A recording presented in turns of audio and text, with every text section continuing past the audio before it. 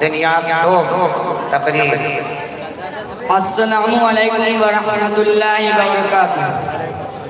الحمدللہ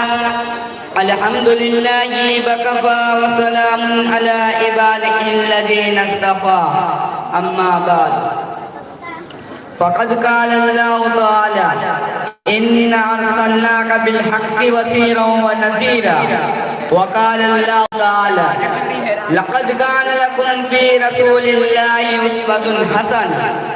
صدر محترم اور حاضرین، اس جلسہ میں میری بہت بڑی خوش قسمتی ہے کہ آپ لوگوں نے مجھے کچھ کہنے کا حکم دیا۔ آپ لوگوں نے میری جو عزت افزائی اور فرمایا اس کا میں تہہ دل سے شکر گزار ہوں۔ میں نے آپ کے سامنے ابھی دو آیتیں پڑھی ہیں۔ پہلی آیت میں اللہ جل جلالہ وعما نوال ارشاد فرماتے ہیں کہ اے رسول اللہ صلی اللہ علیہ وسلم، ہم نے آپ کو بلا شبہ خوشخبری دینے والا اور ڈرانے والا بنا کر بھیجا ہے۔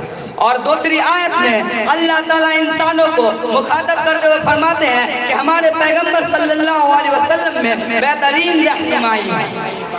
بدور یاد کیجئے جب سارا عالم شرک و کفر میں مبتلا تھا، خدا کی عبادت گاہ میں بتوں کا اڈا بنا ہوا تھا۔ خدا باطل کے بندے سدا معبودوں کے پیروں پر سر جھکائے تھے۔ دین کے تابعداروں کو کوئی ایسا آدمی نہ ملا جو انہیں صراط مستقیم پر گامزن کرے، یعنی صحیح راستے پر چلنے کی رہنمائی کرے۔ ایسے میں رحمت اللہ مطولہ ہوئے، دین میں شریعت کا موسم خزاں رخصت ہو رہا، بہار آیا اس آن بان کے ساتھ کہ سارا چمنستان عالم و گل بے گلزار ہو گئے۔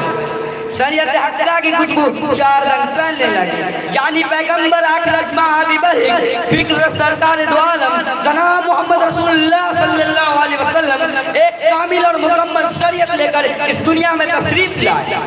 اب اس دنیا میں ایک ایسی عظیم شخصیت آ گئی تھی جو حق میں صداقت کے علمبرداروں کی فوج کو بشارت دے رہی تھی اور ظلم و ستم، شرک و کفر کے علمبرداروں کو جہنم سے ڈرا رہی تھی۔ اب اس دنیا میں ایک ایسی عظیم شخصیت آ گئی تھی جو حق میں صداقت کے علمبرداروں کو فوج کو بشارت دے رہی تھی اور ظلم و ستم، شرک و کفر کے علمبرداروں کو جہنم سے ڈرا رہی تھی۔ اب اس دنیا میں ایک ایسا انسان آ گیا تھا جو انسانی فکر پر روشنی تھا، جو انسانوں کے ساتھ رہتا، کھانا پیتا اور شادی بیاہ کرتا اور جنگوں میں سپہ سالاری کرتا اور مسجدوں میں بتقریر ہے دل کی میل کچلتا اور صاف کرتا، اس کے باوجود بھی بیدار تھا اور اس کے کردار کی طرف کسی کی انگلی نہ اٹھی اور نہ اٹھ سکتی تھی۔ صراط مستقیم کے سیداؤں کو ایک نمونہ مل گیا، چنانچہ انہوں نے اس نمونے کو اپنے سامنے رکھ کر اپنی زندگی کا ڈھانچہ درست کر لیا۔ آئیے ہم اور آپ بھی اللہ سے دعا کریں کہ ہمیں بھی اسی کے راستے پر چلائیں۔ وآخر دعوانا الحمدللہ۔